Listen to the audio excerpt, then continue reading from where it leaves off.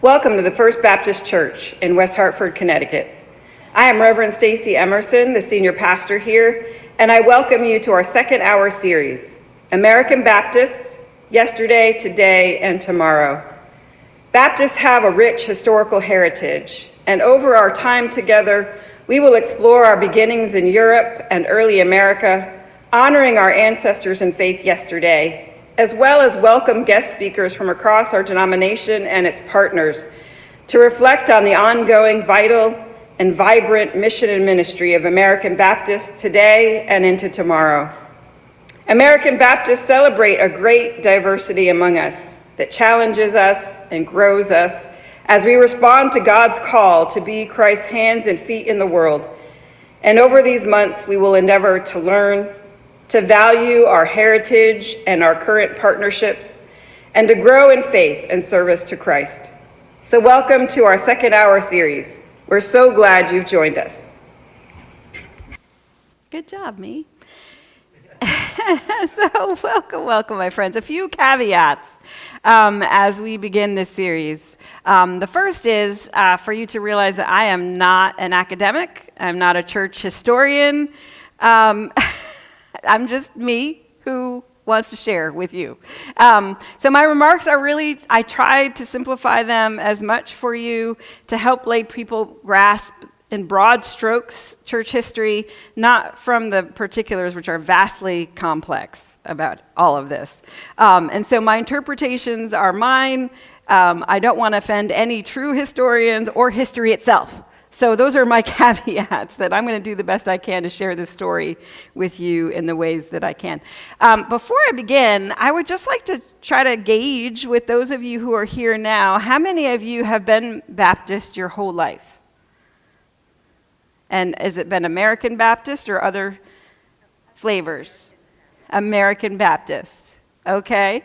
And then how about some of the others of you? What other tradition did you grow up with or live in your life? Congregational, very similar. Presbyterian, we'll mention them a little bit. Presbyterian. Methodist, Lutheran, Catholic, Nazarene. We got just this wonderful mosaic, this wonderful tapestry of traditions and experiences that we have in the room. So today we're going to learn more about Baptists and where in the world did they come from and come on the scene in history. We're going to set it within a particular context today. And also, over our time together, one of my goals is for you to truly learn what are some of the Baptist distinctives. What makes us different than Methodists and Presbyterians and Anglicans and Nazarenes? What makes us different, and what do we hold onto in our heritage that we treasure, and that we need to remind ourselves to continue to live into and to be as Baptists today. So we're going to have a lot of fun. All right, so we're going to change our slide and start right away with the Protestant Reformation. Okay, have you heard of that before? Okay, that big tumult in the church, right, in the 16th century. Let's start by saying and realizing that the Protestant Reformation was actually not begun to form all these new denominations. That was not their intent when they began, but rather to reform and fix abuses within the Roman Catholic Church, which is the dominant church in Western civilization at the time. And so there was change that was being called for from within the Roman Catholic Church. Some of the controversies that prompted the call for change included the behavior and practices of priests and bishops, emerging questions about the role and the authority of the Pope, particularly in relation to kings, right? So kings who also claimed divine characteristics in their own rights, they were struggling with this, as well as certain practices within the church, many of which, turns out if you look historically, were financially related. As the world changed and the church worked in various countries, the need for money was constant. When talking of reformation, the conversation at the time, though, focused on administrative, legal, and moral reformation, not doctrinal. So do you know what I mean by that? So sort of how things were run is what they were wanting to reform, not what they believed initially. Okay, so this was just to, let's fix up the church a little bit. You can change the slide for me. Owen Chadwick's book on the Reformation, next one, there we go, thank you, said too many scandals, too many inconveniences, too many injustices, too much inefficiency, unremedied and apparently irredeemable. These lent force to the cry of churchmen and of politician for reformation. Now, so I talked about those. So one of the key practices that gets pointed out at the time is this practice called indulgences. And you can change the slide for me on that again.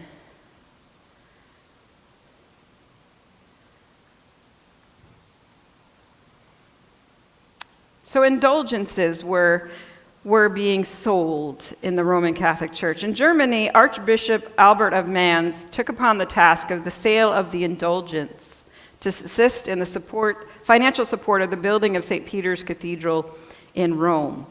Now, an indulgence was a person's gift to the church seeking the remission of pains in purgatory for themselves or deceased relatives. And I remember learning this back in seminary and church history, and the fact that we know the name of the top seller, the guy at the auto dealership with his picture on the wall, that would be Johannes Tetzel. He did such a good job at selling indulgences. He was a Dominican friar in Germany who excelled at the sale of indulgences, and his crude proverb being, "The moment the money tinkles in the collecting box, a soul flies out of purgatory." Well, you can imagine that things then started to change in people's attitudes towards the church and towards faith, right? Complaints began as people no longer felt so compelled toward regular penitence since they bought an indulgence. They sort of took care of it, right? So this is very, very, very, very simplified. This inspired a young priest protest and his 95 theses upon indulgences that were nailed to a Wittenberg church door in 1517. Do you know who that was? Martin Luther, right? And so this was his reaction, in particular at the time, to the sale of indulgences in particular. And so in that treatise that he nailed in 1517 on the church door, again, remembering that he was a part of that call for reformation, Martin Luther did not set out to create Lutherans. He set out to help his church be better. Okay, and his comment in his theses was, "Why does the Pope, whose wealth today is greater than the wealth of the richest Crassus, build the Basilica of St. Peter with the money of poor believers rather than with his own money?" So we began questioning the Pope, began questioning practices in the church. So he began, again, not with the intent of starting a revolution, but challenging his own faith tradition to be better. Now listen, in addition to other factors at the time, including the printing press and the growing accessibility to the Bible, both in Latin and then in local languages, Martin Luther unwittingly opened and pursued a can of worms that changed the nature of the church forever. So it wasn't just him. There were other factors that were happening at the same time, these criticisms, but there were also things that were happening in the day-to-day life of people that were beginning to change their relationship with the church. I'm going to stop there, make sure you're still with me. That was the quickest summary of the Protestant Reformation ever. Please. Yes, he was ordained priest in the university teaching at the time. And so his 95 theses were really an academic reaction to what he was witnessing. So it would be like, somebody at, University of UConn or University of Hartford saying, hang on, let's check this out. Obviously, it turned into a lot more than that as things began to unravel. Okay, and so we know that there were in addition to Martin Luther, just sort of rolls off the tongue, doesn't it? In addition to Martin Luther, there were other theologians at the time, and they all began then, right? Not just looking at the administrative practices of the church, but also doctrinal. Now, you can imagine that would cause a little bit of a stir, right? If you are the absolute authority at the church and the Pope and all of that, that these kinds of questions and wonderings would start to cause a great tumult throughout Europe. So I'm going to skip ahead, and I'm not going to talk about John Calvin and Zwingli and all that. I'm going to jump ahead so you can figure out, there's all that change happening. But where in the world did the Baptists fit in? How did they all of a sudden appear on the scene when all of this was going on? We didn't follow Martin Luther, so where did we come from? Right? Is that your burning question today? Yes. Where in the world did we come from? You can change my slide for me and see if I have any answers. How far do I get? So where do they come from? Okay, so in Baptist history, there is some controversy, disagreement over exactly where we start. Are we from getting our roots from the Anabaptists and the Radical Reformation in Europe, or are we from England a little while later? I'm going to say it's both, because I think the ideas that the Anabaptists early on were believing in and lifting up and changing for are all found within our Baptist canon. So there must have been some connection. We do know that there was some, especially with Menno Simons and that sort of thing. So first I'm going to talk about the Anabaptists, or the Radical Reformers, they were known as, because they felt that the Protestant Reformers, the Martin Luther, the John Calvin, they were not going quite far enough in their call for reformation. So again, this went beyond the administrative and financial into arguments over doctrine. And the followers of varying schools of thought created pockets of diverse churches, practices, worship, and congregational organizational methods. So some names might be familiar: Martin Luther and the Lutherans, John Calvin and the Calvinists who become Presbyterians, Henry VIII and his whole deal, right? And the formation of the Church of England, or Anglican, or Episcopalians in the U.S. Again, that's the fastest anyone's ever gotten that history. So the Radical Reformers, the Anabaptists, felt that they did not go far enough. So history, again, has named them many things, including the Radical Reformers, but I want you to understand that the then term Anabaptist was derogatory. The Anabaptists, which Anabaptist literally means to re-baptize, right? Anabaptists felt they were not re-baptizing because their infant baptism wasn't valid. And so they were just being baptized as adults when they could make that choice for themselves. But their criticizers called them Anabaptists as sort of a negative name, saying it wasn't good enough, you're going to re-baptize yourselves. They did not feel they were re-baptizing, okay? And so we're going to switch the slide to the Anabaptists.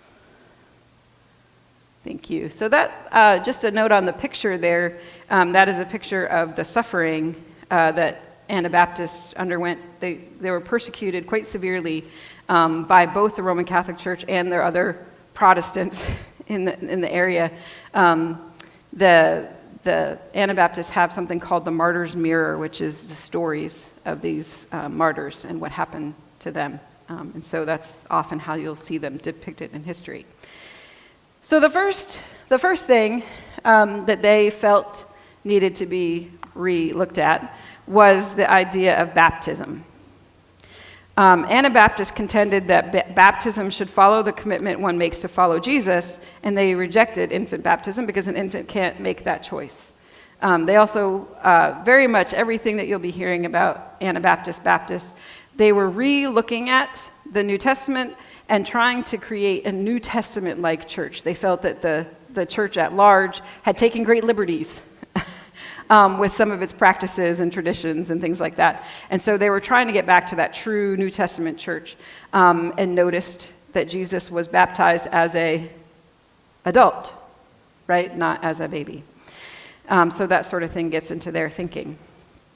While many 21st century Christian groups now practice adult baptism, sometimes called believers' baptism, practicing this form of baptism in the 16th century was extremely dangerous, and it often brought persecution to Anabaptists. Okay? The next sort of concept that was critical for them was the idea of freedom of conscience or soul freedom, which was a person's ability to decide for themselves what to believe, how to believe it, how to practice with other Christians, and that sort of thing, that God had granted this freedom to us in creation to be able to do that. And so that this is tied in with the next one, the voluntary church membership, right? So you cannot compel someone to believe.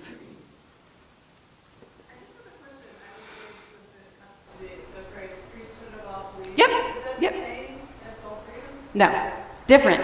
I will get that. I'll probably get that more to that next month, and I'll talk about those distinctives, right? So, well, I guess it's kind of related, right? So the priesthood of all believers that she's talking about. Again, I'll get into that concept deeper next month. But the idea being amongst, both Protestants, but certainly with Baptists in particular, is the idea that there's no mediary between you and God. So in the Catholic Church, there is one. It's called the priest. There's also bishops and cardinals and whatever that are, help you with that relationship. The help that a pastor gives is very different, not quite the same. And so everybody has the right and responsibility to have their own personal relationship with God without an intermediary. So voluntary church membership. In the 16th century, every citizen in a given geographical area was automatically a member of the local church. So while it was all Catholic, you were all assigned to a parish, and you were all automatically, the day you were born, where you were located, you were assigned to that local parish. Even when the Protestants started gaining hold and winning over the local lords and kings, or even within a country, there could be an area where it was just the Lord's preference, you were then born into that particular tradition. So you would, if you were in Germany and you were in the Lutheran territory, you were born and you were automatically a Lutheran member of that church. However, the Anabaptists had a different conception of the church, believing that church membership should consist only of those who made a voluntary adult decision to follow Jesus. The church, said the Anabaptists, should be a voluntary, visible gathering of believers who committed themselves to encourage and discipline one another, a far cry from seeing the church as comprised of everyone who resided in a given geographical area. So this was a choice that was made, as opposed to something that was imposed on you from the outside. So this is something I think that's very foreign to us, to think about where we live as dictating, particularly our faith. Right? That just because, we live here, we're not automatically assigned to a church or whatever. So I think that's interesting. So again, all of these concepts I feel are related. In addition then, of course, the separation of church and state. State being, it could be king, it could be, even in a democracy, it could be whatever the government is. So the separation of the church and state. Anabaptists didn't think it was appropriate to link the church and the government for many, many reasons. In the 16th century, however, this link was taken for granted by most other Christians. That was just how it was. So if a person lived in a region where the rulers were Catholic, his or her only church option was a Catholic church. If the rulers were Protestant, their only church option was a Protestant church. The Anabaptists argued that government officials should not have the authority to determine a citizen's church affiliation or a church's theology, and they therefore called the separation of church and state. So again, you can imagine, I want to sort of give you a little bit of a picture about these ancestors of ours that had these radical ideas that we take for granted in the United States, and what they had to go through in order to share them and have them take root and grow. They were persecuted quite significantly for saying to the king, "You should not tell us how to believe." Just think about that. It's really incredible. Now, one of the unique characteristics of Anabaptists that do not carry into our American Baptist tradition and many Baptist churches in the U.S., but are still a part of the Anabaptists that we know of, the Amish, the Mennonites, the Hutterites, is the idea of pacifism. In a society racked by violence and selfishness, Anabaptists called for placing the way of Jesus above self and group interest. So they interpreted Jesus' command to love one's enemies as a real command, and they embraced his teaching that because this kingdom was not of this world, his disciples would not fight their enemies with the weapons of this world. Anabaptists concluded that to truly follow Jesus, they needed to reject the sword as a way of responding to their enemies. In addition, again, related to the idea of separation of church and states, they also refused to take oaths. So that was also a very common practice as a citizen in a territory, a country. Even here, you had to take an oath, pledge allegiance to the government or to a church or whatever, and so they refused to take any oaths. Their only oath-taking would be to Jesus. And so again, that makes life a little difficult in society when you're constantly dissenting. They were known as dissenters. We still dissent a lot. And they also had radical communal sharing. So they sought to replicate the New Testament church in Acts, where it says they shared everything. They tried to live that way as well. So they weren't individualistic, even though there's a lot of this soul freedom of an individual, that sort of thing. They were not individualistic in how they gathered together in church. They were very, very communal. Okay. Did you have a question, Juanita? Yeah, I used to go to New Testament Baptist Church, which is in East Hartford, and that was an independent Baptist church, like an independent from the Yep. Mm-hmm. Was that Anabaptist? No. Nope. Nope. Nope. So the Anabaptists, you'll know today, are. Let me just read my little part of the paragraph before that, and I'll tell you who they are, how to identify them today. So because of their new ideas, the Anabaptists often found themselves persecuted by other Christians, by Protestants and Catholics, by burning at the stake and by hanging, most frequently. Thousands of Anabaptists suffered martyrdom during the 16th and 17th centuries. Again, I told you their stories are collected in what's called the Martyr's Mirror. It's a very powerful faith document. They survived this persecution, however, amazingly, and added to their numbers, and some eventually migrated to North America. The most numerous Anabaptist immigrants were Mennonites. Have you heard of Mennonites? Who took their name from an early Dutch Anabaptist leader named Menno Simons, and we know that there was some connection between some of the English Baptists and Menno Simons in Amsterdam. So I'm saying it's both. We can claim some of our ideas from both the English Baptists as well as the Anabaptists. Others you might know of are the Amish, right? The Amish are Anabaptists from that history. Hutterites, do you know who the Hutterites are? They're predominantly in North and South Dakota. No. Nope. They're called the Hutterites. I did a paper on them in college. They're a communal Anabaptist group living predominantly in North and South Dakota. There might have been a community, someplace in Northwest. Okay, maybe. I know there was, when Chris was in college, Hutterite, yeah. that's back then. Yeah.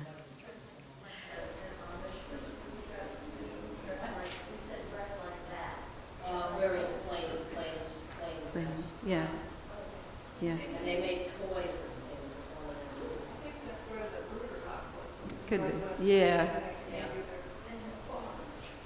So what we're hearing, right, is that we know that these differences really sent people in all kinds of directions, right? That what was most important to someone, and so then we turned into these many denominations, ways of practicing, ways of being that are still a part of us today, which are very, very powerful.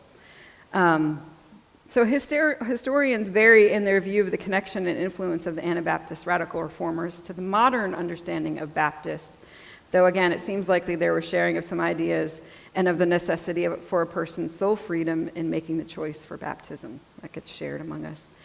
So in England, where Baptists in the U.S. mostly clearly draw our roots from, right? Because they literally came over here from England, right? They came over the pond, so to speak. We know that there was connection with Menno Simons and others, though they never fully combined. So I'm going to switch the next slide over. Let's talk about England and what was happening there. English religious landscape at the time. I think at this time, might be Charles I, don't quote me on that, the king at the time. Well, things were getting stirred up around there on the continent, and then certainly coming over to England as well. And then by the time Henry VIII gets on the scene, he really changes things around, right?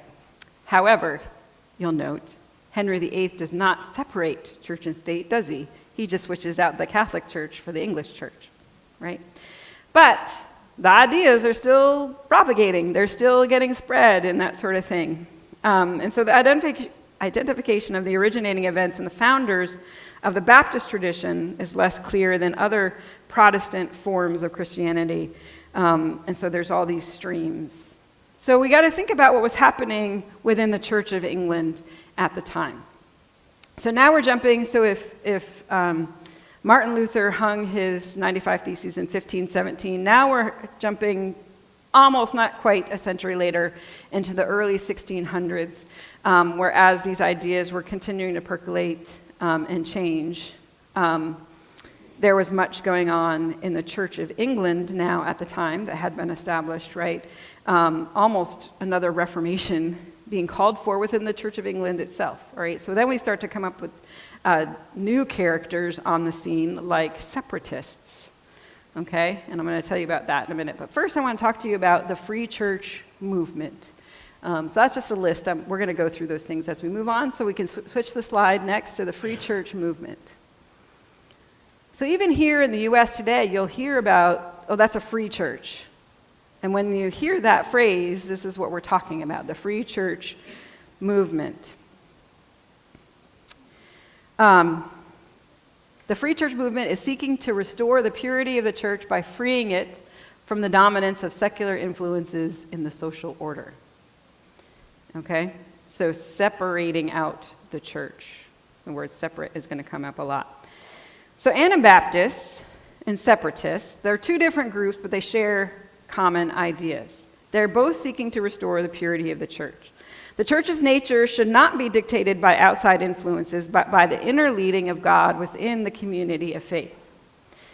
They sought to collectively discern the will of God for their congregations. Free churches contributed greatly to the understanding of the liberty of conscience, soul freedom.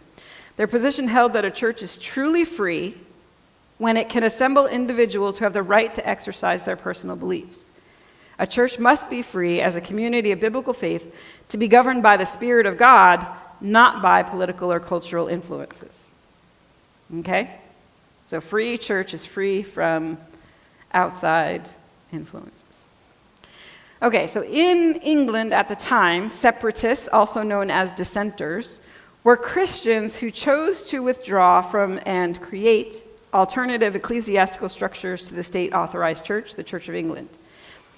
The Pilgrims, right, you know them, are separatists. Separate from the Church of England to create their own free church to be governed to be the way that they collectively decide it will be. Pilgrims are separatists. Non-separatists were still dissenters. They still felt there's not great things happening in the Church of England, but would still accept that some of the Anglican Church's validity, claiming they weren't completely corrupt. So the non-separatists still agreed with some of the Anglican Church, and those were the Puritans who came and settled the Massachusetts Bay Colony. Did you know that there's a difference between the Pilgrims who came first and the Puritans who came next? The Pilgrims, separate away from Church of England. They sound very Baptist. They weren't, but they sound very Baptist. The Puritans came over, and again, still feeling like the Anglican Church got some things right, wanted a state church, just purified from Church of England's point of view. Okay? which meant still Massachusetts Bay Colony. Think about it. You were automatically assigned to the church, the Puritan church. Down the line, they become Congregationalists. Just spoiler alert. That's who they turn into. Every town in New England you'll see is a dominant Congregational church because of the Puritan influence, right? Okay, I'll get to you later about what happens to Baptists in that scene. It's not always fun. So they were all Puritans and Pilgrims were trying to flee religious persecution in England, first of all, and were coming to America to be able to have their own way. So next slide. So let's hear about some of these English Baptists. These are a couple of names that you need to know as your forefathers in the faith as Baptists. John Smith and Thomas Helwys. Okay? So they lived about the 1560s to early 1600s. John Smith studied theology at Cambridge University, where he became a fellow of Christ College. He was ordained into the Church of England in 1594 and served at Lincoln Cathedral. In 1602, however, he was dismissed from Lincoln for personal preaching, or preaching that was regarded as subversive to the church, and soon took up ministry at a separatist church in Gainsborough. Those preachers, man, they'll get it every time for following the Spirit, letting them talk whatever they're going to talk about in the pulpit, right? Freedom of pulpit is one of our distinctives, and it gets us in trouble. So as a result of persecution, though, he fled to Amsterdam in 1606, where he stayed there until 1612. While in Amsterdam, he baptized himself, sea baptism. So if you don't have, this is all new, right? So if you don't have another fellow Baptist to baptize you, you baptize yourself. So that's what John Smith did, called sea baptism. And then he baptized followers. Then he had given the permission to baptize others, so he baptized his followers, mostly from England, founding what is usually regarded as the first English General Baptist Church. I'm going to tell you what that all means in a second. But even though it wasn't on English soil, it was made up of English people who had fled England. So that's considered the first English Baptist church in Amsterdam.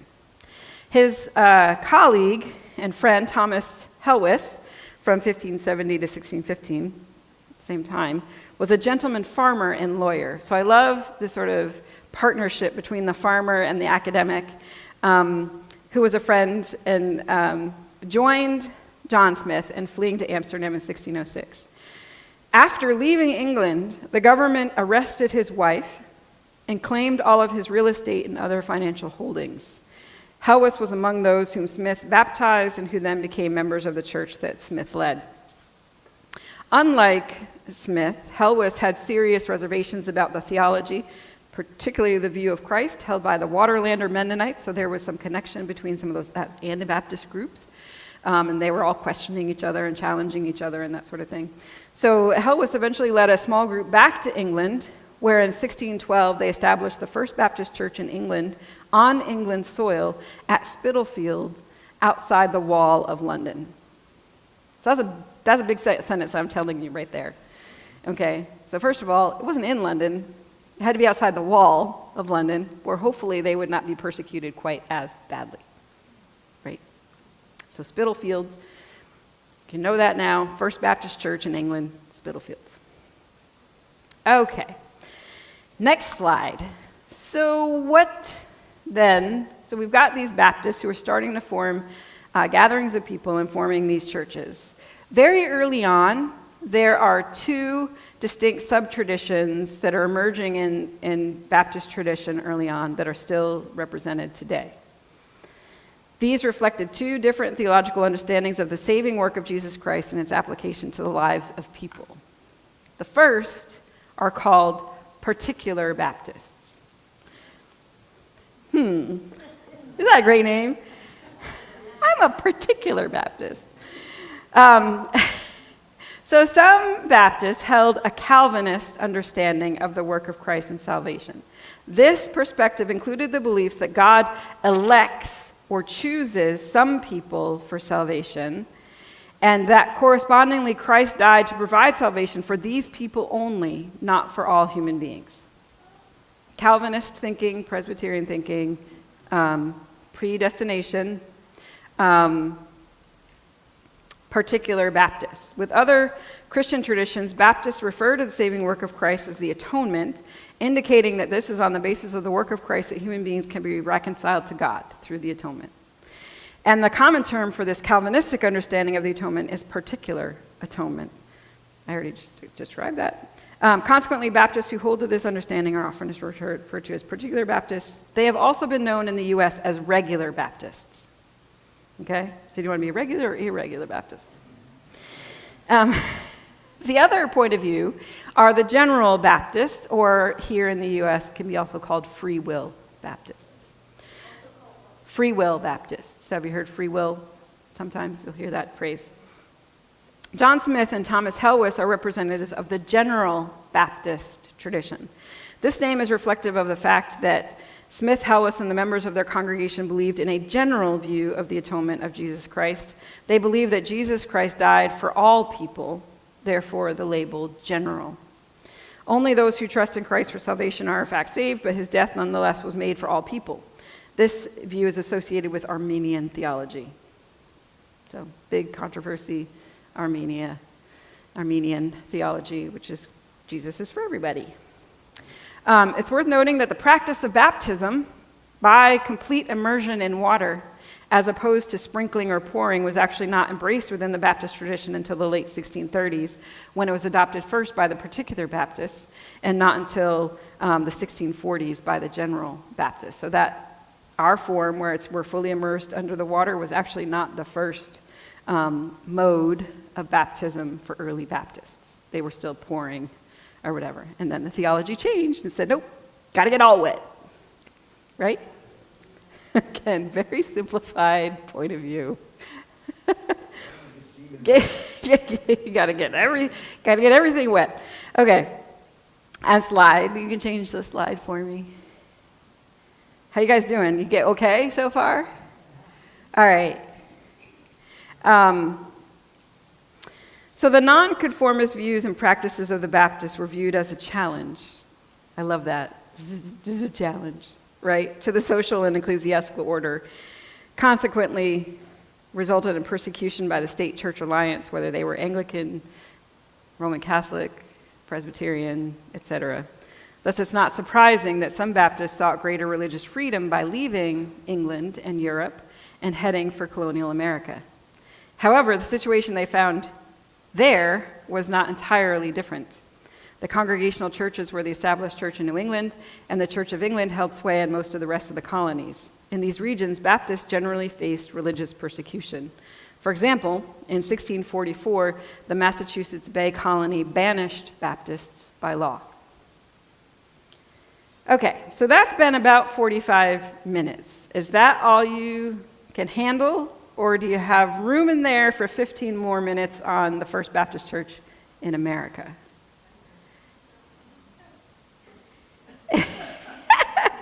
I'll keep going for about 15 more minutes.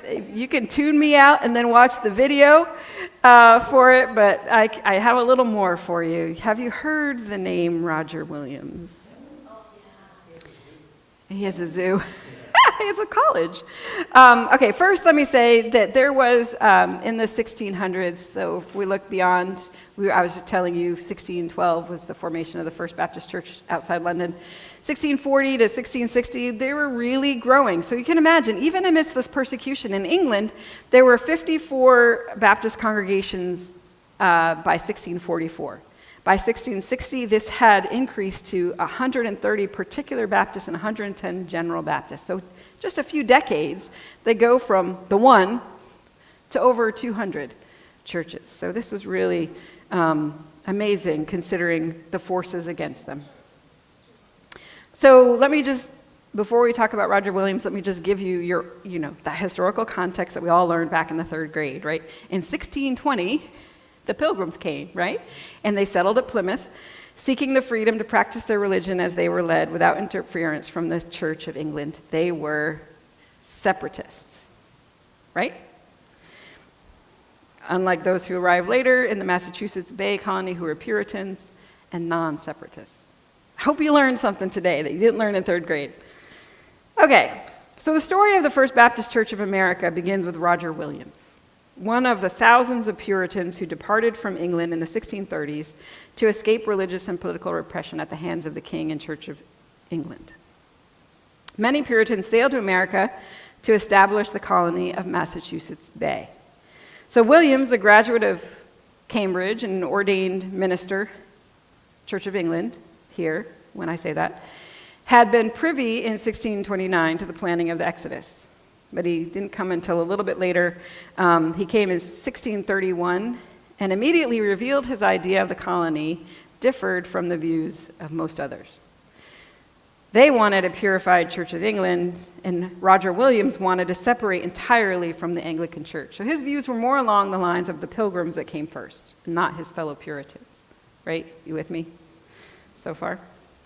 When offered an appointment to be the minister of the Boston Church, Williams refused unless it completely cut ties to the Church of England.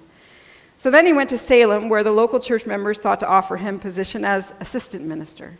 However, the Boston authorities warned them about Williams' ideas, and he traveled on to Plymouth Colony. The old colony, founded by the Pilgrims in 1620, had a church that was separated from the Church of England. So consequently, Williams lived in Plymouth for nearly 2 years, and he earned his living by farming and trading with the Native Americans in Plymouth in the Narragansett Bay area. He had a very positive relationship with the Native Americans. In late 1633, he returned to Salem and became the assistant to the elderly minister of the church. And when the old man died, the church called Williams to be its new pastor. I wondered, did they know what they were signing up for when they brought him back? So he began to preach the concept of soul liberty, which rejected the idea that the civil authorities could intervene in matters of religion and conscience. He demanded complete separation of church and state, as he declared that forced worship stinks in the nostrils of God.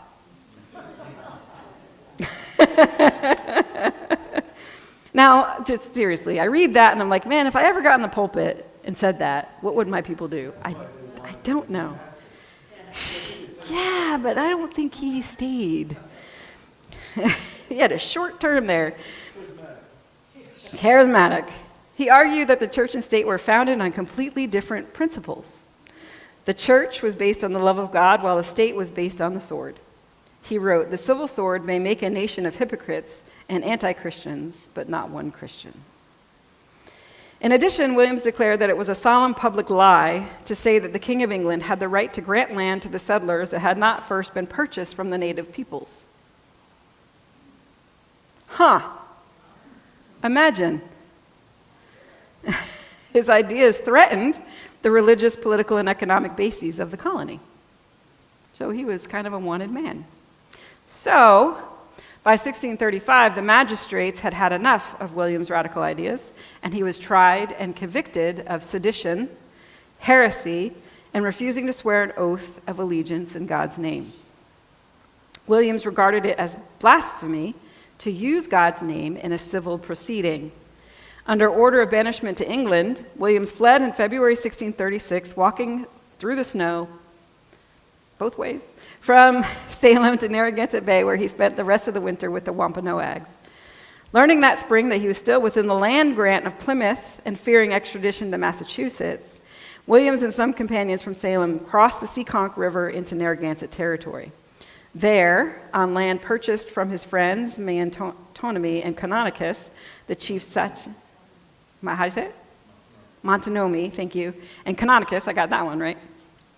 The chief sachems of the Narragansetts, Williams began a settlement. He called it Providence, because he believed that God had cared for him. This colony was a shelter for persons of distressed conscience, a place where everyone would have religious freedom. Providence had sole liberty and complete separation of church and state. These founding principles were so powerful that subsequent settlers in Rhode Island adopted them. When all the other colonies had established churches and religious requirements or disabilities, Rhode Island had none. Something to be very proud of, I think. William soon gathered the faithful in regular worship in his home, holding services several times a week. After about 2 years, this little congregation became the first Baptist church in the New World. Williams concluded that believers' baptism was the only valid concept of baptism. Since he and all his congregation had been baptized as infants in late 1638, he had himself rebaptized, and then he rebaptized his flock. Again, that was the derogatory way of looking at it. However, William's spiritual journey did not end there. Within months, he came to doubt that any existing institution could validly call itself the church. He concluded that the church had died when the Roman Emperor Theodosius had made Christianity the state religion of the empire around 385 AD. He believed that all of the rites and practices of the church had become invalid and corrupt. So, in the summer of 1639, he resigned. But he cherished the belief to the end of his long life in 1683 that the church that he planted was based on Scripture. So we love Roger Williams, but in all truth, he was a Baptist for like a year and a half. A seeker. He was a seeker. But his conscience took him on to other things to believe. However, that church that was planted there stayed, and it grew. And he, for himself, remained steadfast in his defense of religious freedom, and his influence caused Rhode Island to be a unique haven of religious liberty in the 17th century. The Baptist church lived on under the leadership of elders. They had no meeting house until 1700, when Pastor Tillinghast erected a tiny building on a 20 by 20 foot lot on North Main Street. This soon proved to be inadequate, and so the church grew. You can go there now and see, if you've ever been to the First Baptist Church of America, we should go make a pilgrimage. We should go make a pilgrimage. My friend Jamie Washam is there. She would love to receive you. She's fabulous. I love going in there. They have the old pews with the doors on them. They were boxes, right? And so from there it grew. Another key leader was Dr. Manning in his role with religious freedom, and the Philadelphia Baptist Association connected with the Rhode Island Baptists, and they decided that they would form a college. And so some of the Baptists in New England formed this association, and as a result, Brown University was founded in 1764. So I didn't know if you knew that Brown University has Baptist roots. They did, however, release that connection to Baptists. I think, where was that? Did it say? I think it was 1930s. Cut ties with the denomination in the 1930s. Until then, its presidents and many of the faculty made their church home in First Baptist Church. Even now, the university holds its commencement in the meeting house every year. All right, so we've gotten over to America, gotten here, where the scene isn't always pretty. Next month, I'm going to talk to you more just so that we can understand some of those Baptist distinctives that we then took root here in the U.S. and how they are part of who we are today. In April, Charlie Wyland will come and tell you about the unique experiences of Baptists in Connecticut when we first arrived here in Connecticut, which was not like Rhode Island, was much like the Massachusetts Bay Colony under the congregational system. Mm-hmm.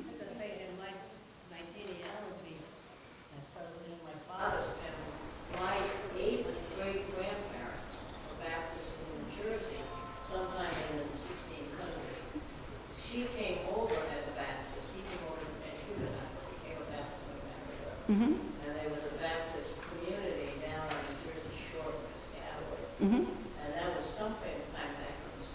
Yeah, so we know, we know just, how clearly demarcated Rhode Island was for its religious liberty. We also know that places like Pennsylvania with William Penn also experienced some of that freedom as well. And so that was probably a connection to that area in New Jersey. Yeah, so... So, that's it for session 1. How did it go today? You all good? You all perfectly clear on where did Baptists come from, if somebody asks you?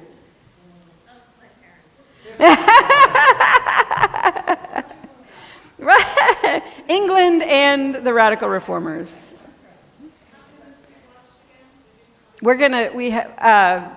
Hopefully Justin will edit it and spruce it up a little bit, and then we'll send a link out in the email for you to watch it again and share it. You can have watch parties, man. Watch us in your living room with your friends and family. Anybody that wants to know what the Baptists are.